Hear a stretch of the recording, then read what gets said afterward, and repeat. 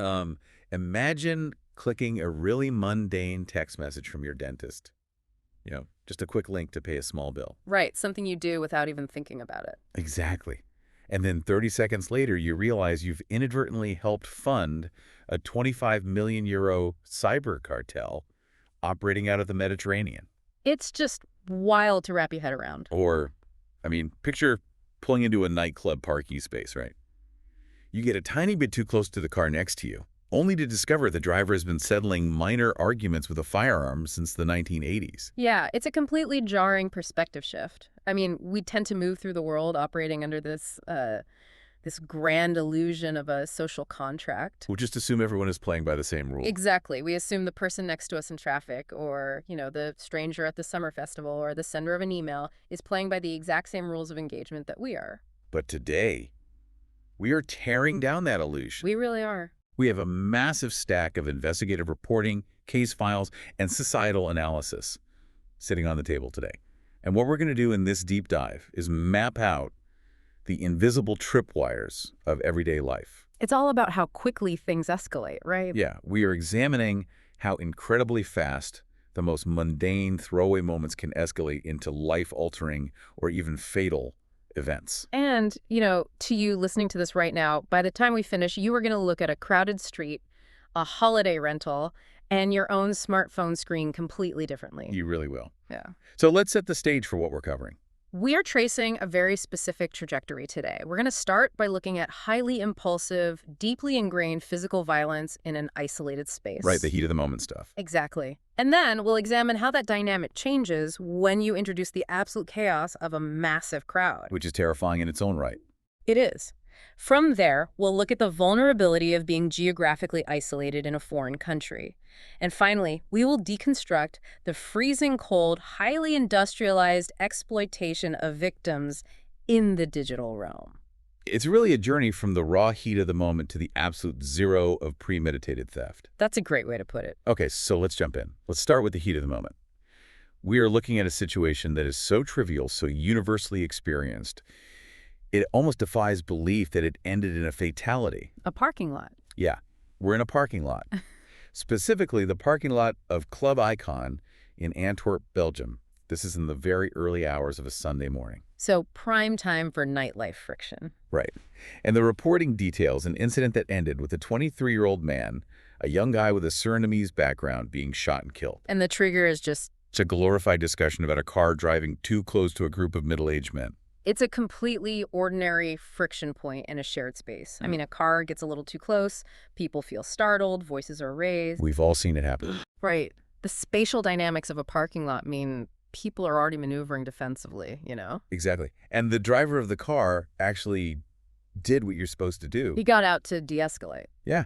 He stepped out of the vehicle to calm things down, to apologize or clarify. But it didn't work. No. The tumult continued, the argument spiraled completely out of control, and it led to the fatal shooting of this 23-year-old who was part of his group. Which is tragic enough on its own. Right. But here is where this entire narrative takes a hard left turn. The primary suspect in custody, a man named Stephen S., who is facing potential charges of manslaughter or premeditated murder.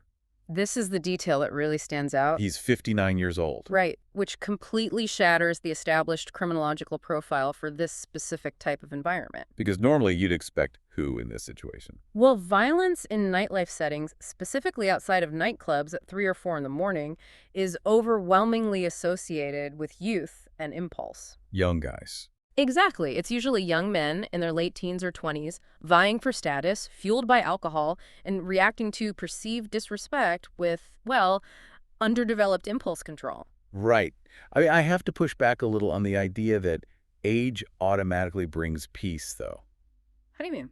Well, we all know people get weirdly territorial around vehicles, like the boiling frog of road rage, A car is a metal box. It makes you feel anonymous and insulated. That's very true. When someone infringes on your space, it acts like a pressure cooker for aggression.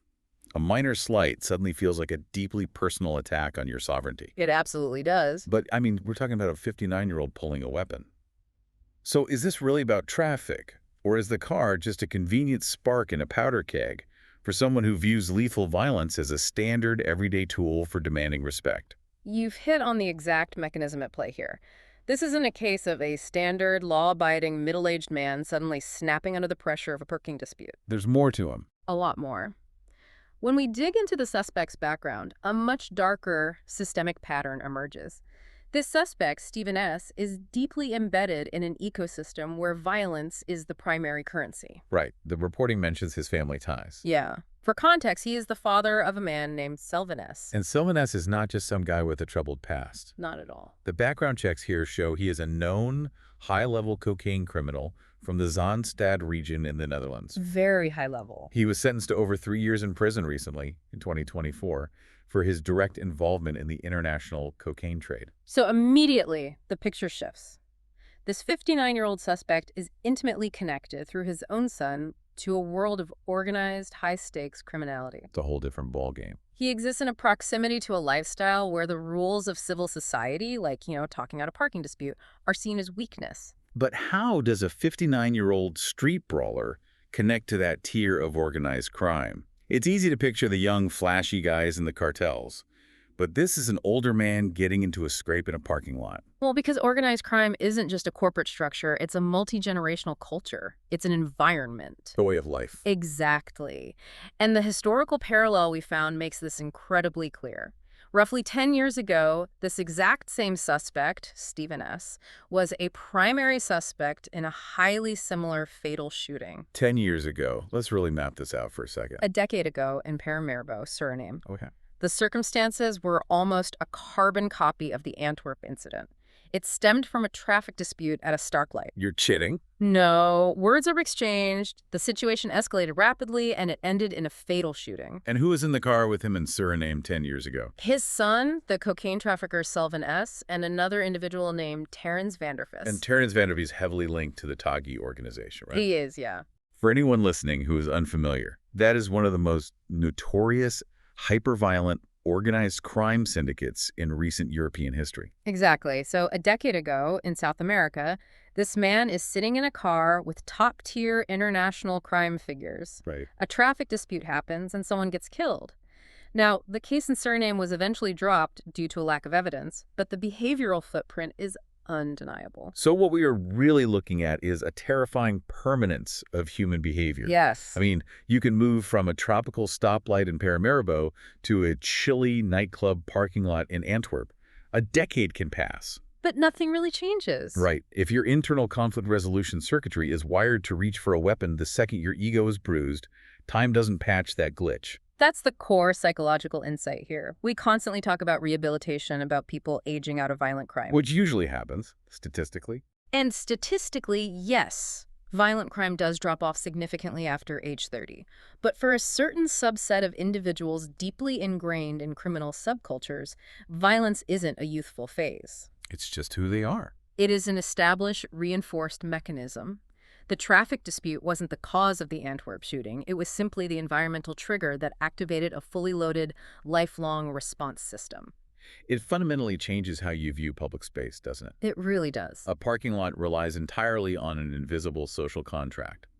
It operates on unwritten rules of politeness, patience, and a shared understanding that a fender bender is an insurance issue, not a duel to the death. Right.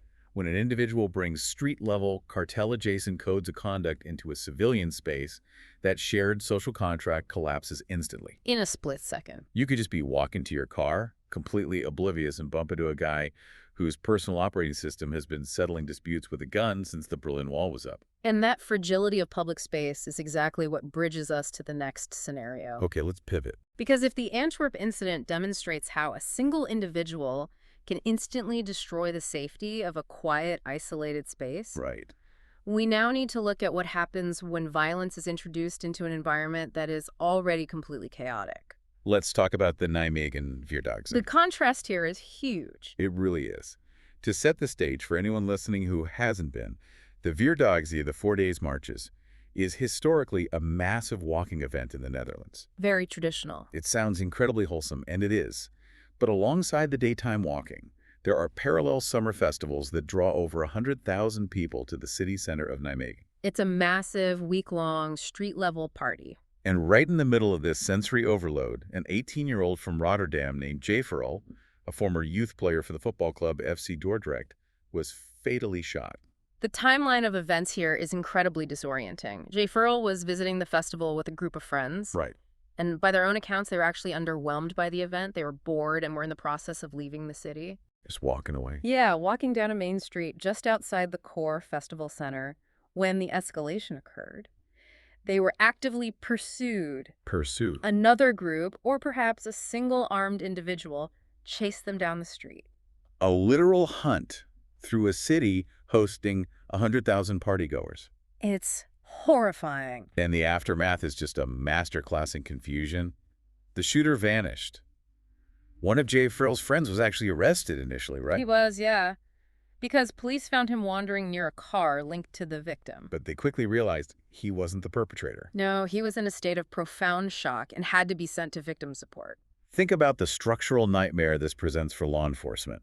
You have an active crime scene that is immediately swallowed whole by a massive festival. It's a logistical nightmare. I want to focus on the sensory aspect of that because the environment itself almost acts as an accomplice. Oh, absolutely. You have 100,000 people, heavy drinking, heavy bass from music stages bouncing off the buildings, and crucially, fireworks. The acoustic camouflage?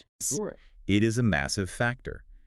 Human hearing in a chaotic environment is entirely context-dependent. How so? Well, if you are in a quiet library and hear a sharp bang, your brain interprets it as an anomaly, a potential threat. Right, you jump. Exactly. But residents living on the street in Nijmegen reported hearing bangs and simply assumed it was just festival noise. Wow. In the context of a 100,000-person party, your auditory processing rationalizes a gunshot as a firework. It's like trying to spot a single misspelled word in a giant, moving word search puzzle. That's exactly what it's like. The environment is actively hiding the threat from everyone's perception. People don't dive for cover, they just keep dancing or walking, completely oblivious that a lethal event just occurred 10 feet away. And by the time the crowd realizes it's actual gunfire, the dynamics have shifted entirely. The shooter can just blend into a sea of thousands of people. Poof, gone. How does a forensic team even begin to isolate evidence on a street where thousands of people have just trampled, spilled beer, and kicked away shell casings? It's nearly impossible. And the motive adds another layer of complexity here. Right. What did the family say? The victim's family has been very vocal on social media, claiming this was a mistake shooting. Mistaken identity. They believe Jay Farrell was either a victim of mistaken identity or that the group itself was targeted for some unknown reason, but that he, as an individual, was not the specific mark. Which sparks a really intense political and sociological debate. It always does when things happen on this scale. Because when public safety fails on this scale, the immediate human instinct is to find something to blame. Naturally. You have the mayor of Nijmegen, Hubert Bruls, coming out and specifically pointing the finger at one of the sub-events, a techno and urban music festival called Matrix at the Park. Yes. The mayor essentially suggested that this specific genre of music was drawing the wrong crowd to Nijmegen. It is a textbook sociological clash. Nijmegen has a very traditional, established cultural identity tied to this walking event. It's very quaint. Exactly. When violence erupts, the local establishment often feels threatened by what they perceive as an imported problem. In this case, from the more urbanized west of the Netherlands, like Rotterdam, where the victim was from. So the political implication is that urban music brings urban violence. That's the argument being made, yes. But the event organizer refused to be the scapegoat. Oh, they did. They pushed back, pointing out specific bookings of controversial artists like Lil Klein and Ronnie Flex, suggesting that perhaps certain artist demographics are more volatile, but defending the festival as a whole. It becomes a game of hot potato with the blame. And honestly, this blame game feels entirely like it's missing the point. I mean, can you really legislate away human friction? Rebly ner. If you put 100,000 human beings in a confined space, at high temperatures, alcohol, and the shield of anonymity, isn't the statistical likelihood of violence erupting just a mathematical certainty, regardless of whether they are listening to a techno DJ or a brass band? From a purely statistical standpoint, yes. Yeah. Density plus intoxication equals volatility. But what is truly fascinating about the Nijmegen incident isn't just the crowd dynamics, it's the micro-level human reaction to the violence. You mentioned earlier the friend who was found wandering near the car. Yes, this is a crucial detail. This is something I really want to unpack. Yeah. Because on paper, it sounds bizarre. You know, to the average person listening, your friend is shot. Why do you scatter? It seems counterintuitive. Why wouldn't you immediately call the police or stay by his side? To understand that, we have to look at the neurobiology of severe panic. We often use the term fight or flight casually, but in an active shooter scenario, the physiological response is violent and overriding. It's not a choice. Not at all. When a firearm is introduced, the amygdala, the brain's threat detection center, completely hijacks the prefrontal cortex. And that's the part responsible for logic, right? Exactly. The prefrontal cortex is responsible for logical thought, like dialing a phone or administering first aid. The rational brain simply shuts off. Completely. A massive cascade of adrenaline and cortisol floods the system. Your vision tunnels, narrowing only on escape routes. Wow. Your hearing can actually drop out, a phenomenon called auditory exclusion. I've heard of that. For an 18-year-old with zero tactical training or exposure to extreme violence, the biological imperative to create distance between themselves and the threat is absolute. So he literally couldn't help it. The friend who was found near the car wasn't being malicious or cowardly by not calling the police. He was likely in a state of profound clinical dissociation. That makes perfect sense. His brain literally could not process the trauma of the physical reality, leaving him physically present but cognitively detached from the environment. It is a devastating reality. You go to a festival seeking an escape, a celebration, and in a fraction of a second, you are plunged into a primal fight for survival where your own brain locks you out of logical thought. It's a nightmare scenario. And that pursuit of an escape, of seeking out a party environment, brings us to a vastly different type of vulnerability. Right. It's because if Nijmegen demonstrates how crowds offer anonymity to a killer in your own country, what happens when you remove the crowd, but you also take away the victim's home field advantage entirely? The horrors of the Mallorca case. Yeah. We are shifting from the chaotic anonymity of a public street to the terrifying, isolated intimacy of a locked room in a foreign country. We're looking at a case currently unfolding in the Spanish courts involving a 19-year-old Dutch girl who was assaulted while on vacation in Mallorca. The timeline of this case is one of the most striking elements right out of the gate. Tell me about it. This assault occurred 5 years ago. Depending on the exact filing, 2019 or 2021, but the gap between the crime and the courtroom is half a decade. Let's walk through exactly how this happened because it illustrates how a series of entirely normal minor decisions can lead to an inescapable trap. It really does. The 19-year-old victim and two of her friends met a group of 3 Cuban men in the party scene of Mallorca. They chatted, hung out, and eventually went back to the men's apartment. And within that apartment, the dynamics split. The reports indicate there were consensual interactions between one of the Dutch friends and one of the Cuban men. Right. But shortly after, the 2 friends decided to leave the apartment and head back to their hotel. And here is the fatal miscalculation. They mistakenly thought the 19-year-old victim had already left. Yeah. Because she didn't have her phone. She had accidentally left it out in the apartment so they couldn't text her to check. They didn't see her, assumed she was gone, and they walked out the door. Leaving the victim entirely alone, without a communication device, in an apartment with 3 foreign nationals she barely knew. It's chilling. The realization of that isolation is terrifying. She was in the bathroom when she realized her friends were gone. The sheer panic she must have felt. She attempts to pull the bathroom door shut using the only physical barrier available to her. But one of the men forces his way in, overpowers her, and assaults her. And horrifically, the allegations state that the other 2 men eventually join in. It's horrific. The prosecution in Spain is now demanding 9 years per suspect. 27 years total.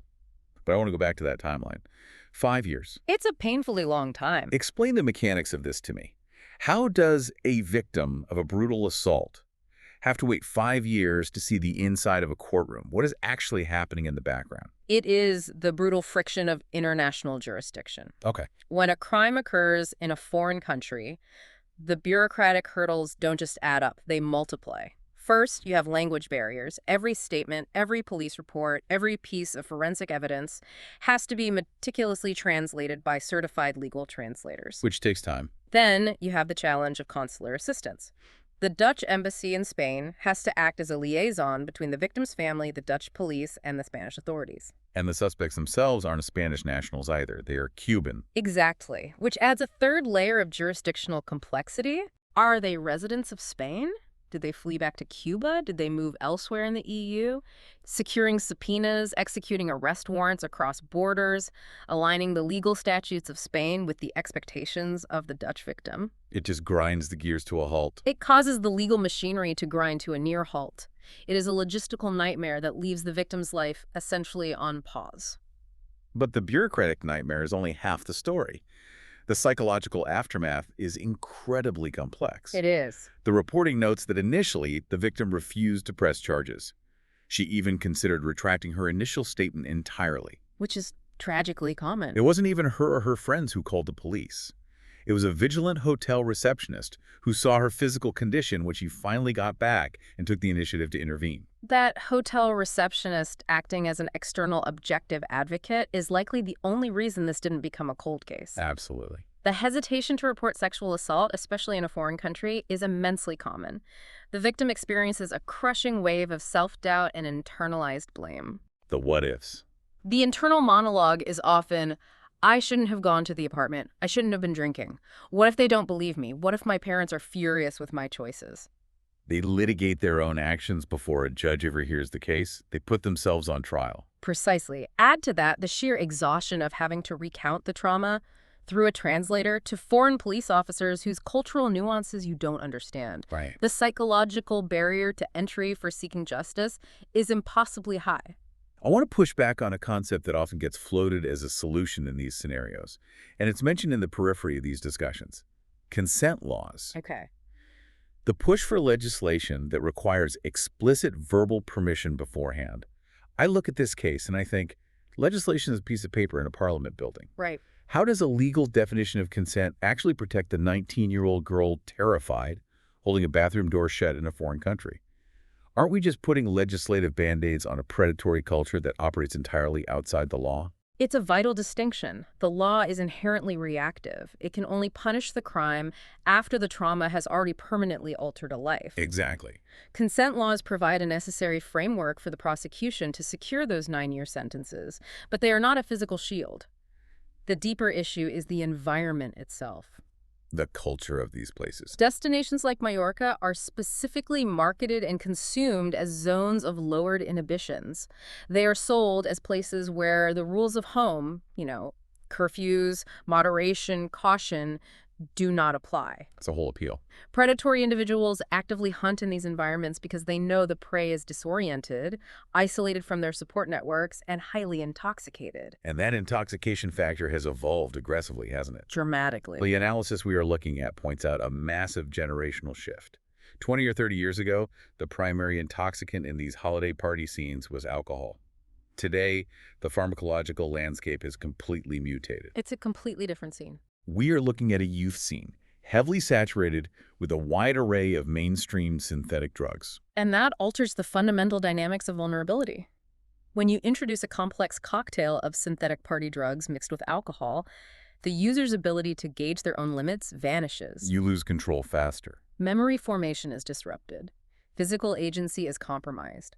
It creates a scenario where it is tragically easy for a predator to incapacitate or deeply manipulate a victim, and incredibly difficult for that victim to articulate what happened to them the next day to the authorities. This isn't happening in a vacuum either. No. The Dutch media's intense focus on this case is partly fueled by the tragic case of Carlo Heuvelman, a young Dutch man who was beaten to death in Mallorca. Right, that case really woke people up. Cases like his, and this young woman's assault, are finally shattering the illusion of the safe, carefree European package holiday.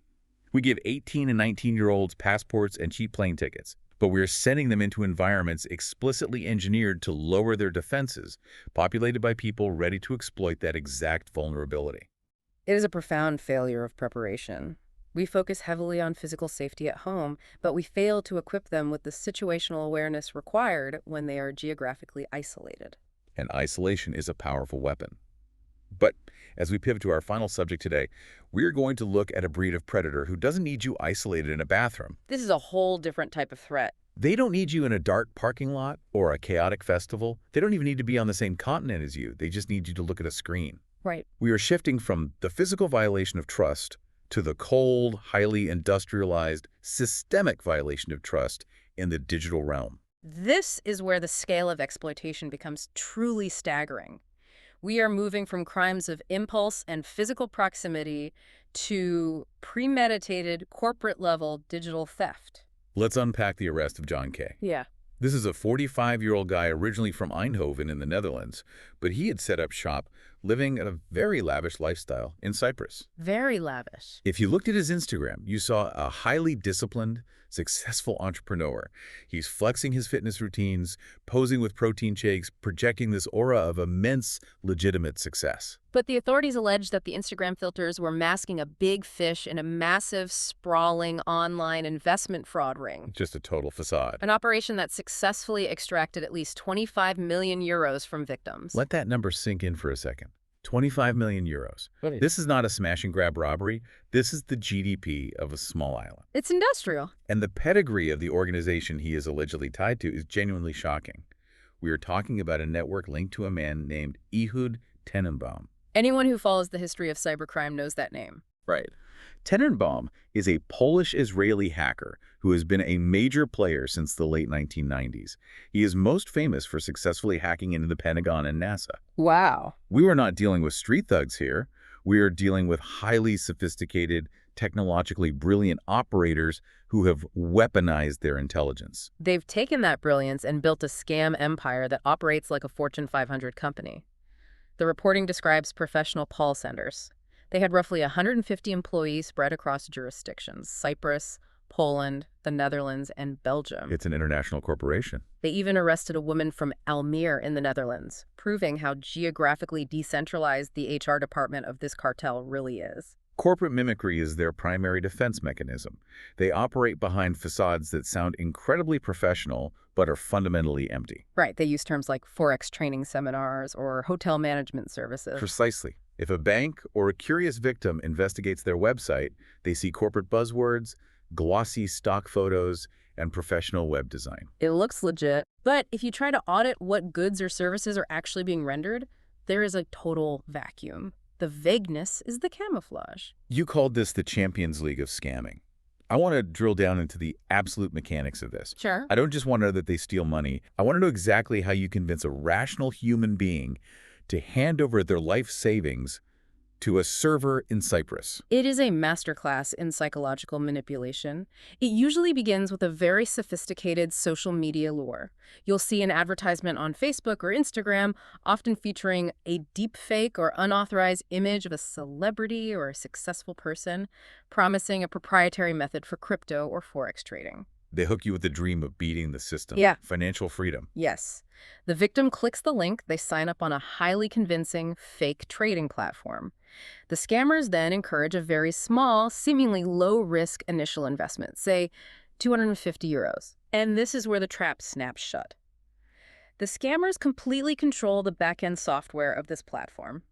They manipulate the UI to make it appear that the victim's 250 euros has immediately grown to 500 or 750 euros in a matter of hours. I want to stop right there and bring in a concept because this is crucial. This isn't just trickery. This is applied neurobiology. It is. Think about B.F. Skinner and operant conditioning.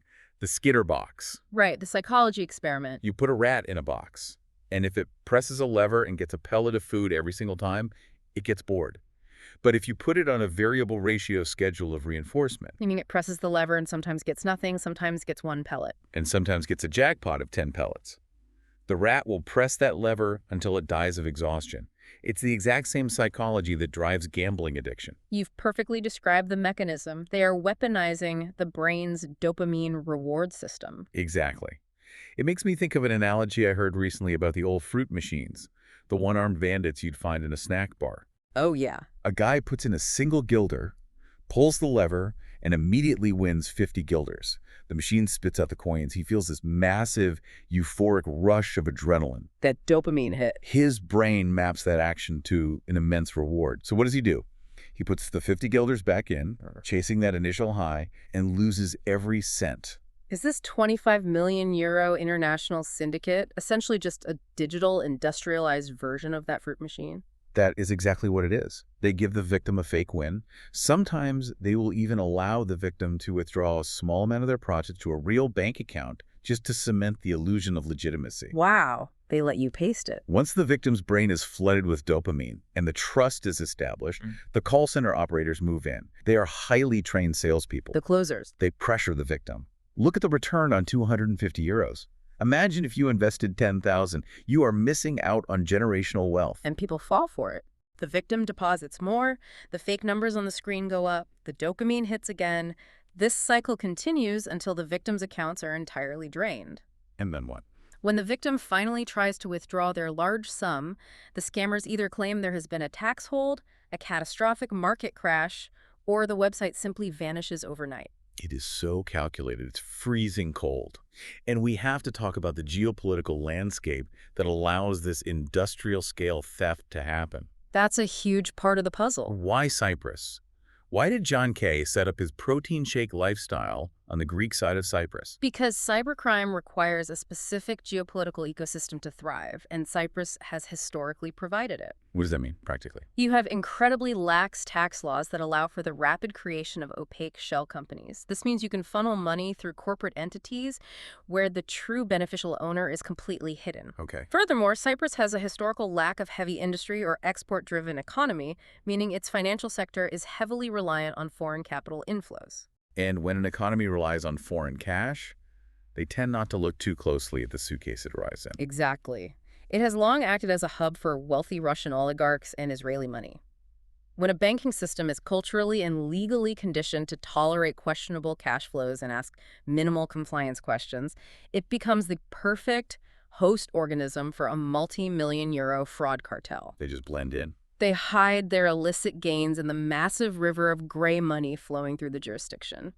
But I don't want people listening to think this is only about massive crypto illusions that happen to other people. This infrastructure, this exact same methodology, scales down to the relentless daily barrage of micro threats we all face on our phones. The everyday threat is arguably more insidious because of its sheer volume. We're talking about texts, right? We're talking about the SMS phishing, the smishing texts, the message that looks exactly like it's from the Rabobank help desk claiming your account is compromised. Or the incredibly convincing fake Infomedics bill for a dentist appointment you actually had last week, complete with a perfectly functional ideal QR code. Right. It is terrifying because it doesn't prey on greed, it preys on the friction of our busy lives. That's the vulnerability. You are rushing to get kids to school, you're late for a meeting, your phone buzzes, you see a text from your dentist, you don't have the bandwidth to scrutinize the URL, you just want to clear the mental load of a pending bill. You click, you authorize, and boom, your credentials are gone. And this brings us to the most daunting reality of modern digital exploitation. It operates like a hydra. Cut off one head, two grow back. Exactly. The authorities celebrated the arrest of John Kay in Cyprus. They took down a manager, a big fish. But the architecture of decentralized cybercrime means the beast doesn't die when you cut off one head. If the CEO goes to jail, the company still operates. Exactly. The call center in Poland might still be running through lists of phone numbers. The server hosting the fake trading platform in another jurisdiction is still live. The infrastructure survives. The developers writing the malware are already employed by another syndicate. The individuals are entirely interchangeable parts in a massive self-sustaining fraud machine. Arresting one guy in Cyprus doesn't stop the text message from hitting your phone tomorrow morning. Man, so we have covered an immense amount of ground today, and we've navigated some incredibly dark waters. Let's synthesize the journey we've been on. It's been a heavy one. We started in the quiet of an Antwerp parking lot, analyzing how a 59-year-old man's deeply ingrained, cartel-adjacent behavioral circuitry turned a minor traffic dispute into a lethal event. Right. A stark reminder that some individuals carry a lifelong capacity for violence, just waiting for the most mundane trigger.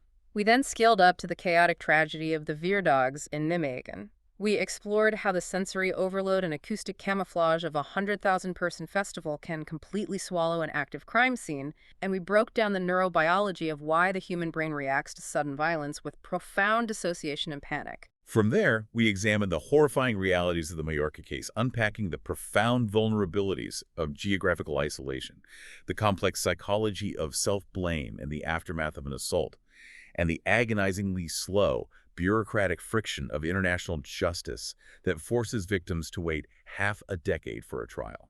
And finally, we decoded the corporate machinery of digital fraud in Cyprus. We looked at how international syndicates weaponize the brain's dopamine reward system through variable ratio reinforcement, hiding behind lax jurisdictional tax laws to industrialize the theft of millions. So what does this all mean for you, the listener? If there's a core lesson, so what to this entire deep dive, what is it? It demands a radical reassessment of how you view situational awareness. We are conditioned to view safety as a static state. You are safe right up until the moment you are not. But that's not true. But the reality we've explored today proves that safety is incredibly dynamic, fluid, and fragile.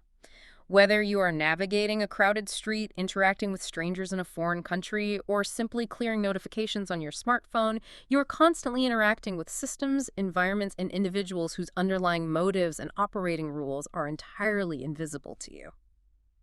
So it's about paying attention. True awareness isn't about paranoia. It's about recognizing the potential for rapid escalation in the mundane. It's about seeing the invisible tripwires. It's a paradigm shift. And it leads me with a final thought, something not explicitly detailed in the reporting we read, but something this entire exploration has made me deeply ponder. What's that? Think about our physical world. Yeah. As a society, we spend billions of dollars and countless hours physically policing our shared spaces. We really do. We put up massive concrete barricades at festivals, we hire private security for nightclubs, we deploy thousands of officers to patrol streets, all to prevent physical violence. We are obsessed with physical safety. But our digital lives, a space where millions of euros are siphoned away, where life savings are obliterated, and where psychological ruin occurs on an industrial scale every single day, is essentially the Wild West. It's totally unprotected by comparison. We are largely left completely alone, armed with nothing but a spam filter, to defend ourselves against highly organized, technologically brilliant international cartels. The disparity in how we allocate our protective resources is staggering. We protect the physical body, but we leave the digital identity completely exposed. Exactly.